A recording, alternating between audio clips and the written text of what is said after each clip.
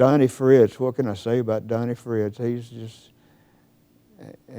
just a lovely guy. You know, I met Donnie Fritts back in probably 87 or 88. I knew who Donnie was, but I met him casually, but didn't really know him. And Donnie went through a real health crisis where his kidney failed, and he had open heart surgery. We started really praying for him. My daughter would pray for him every night. So we just kind of became closer during that whole experience.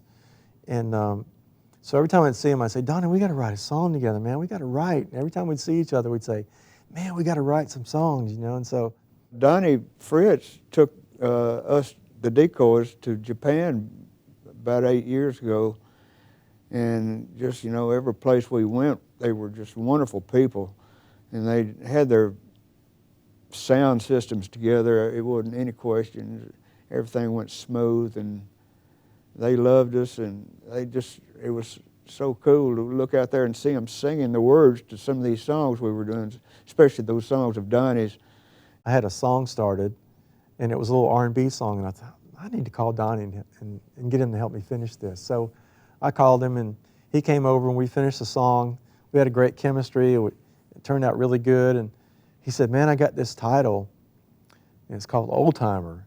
He said, I wanted to write it for my last record on Single Lock, but he said I just didn't get around to doing it and didn't know who to write it with. And as soon as he said it, Old Timer, I was like whispering a prayer, like, oh God. I just saw the whole song just in my head. I just saw it, you know, the whole story and everything. And I said, oh Lord, please let him ask me to write that with him. He got really excited about the first song we wrote. So the next day he called me. He said, hey, you want to write again? I said, yeah, man, let's write again. He said, let's write that Old Timer. I went, thank you, Jesus. So yeah, I think I had the song half finished before he even got to my house. I said, what about this? And I played it for him. He said, yeah, that's it.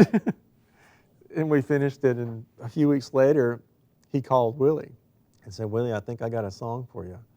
And so he sent, Donnie doesn't do email or texting, so he sent me Willie's email address, and I sent it to Willie, and the next day he called Donnie and said, man, I love this song, and I'm cutting it.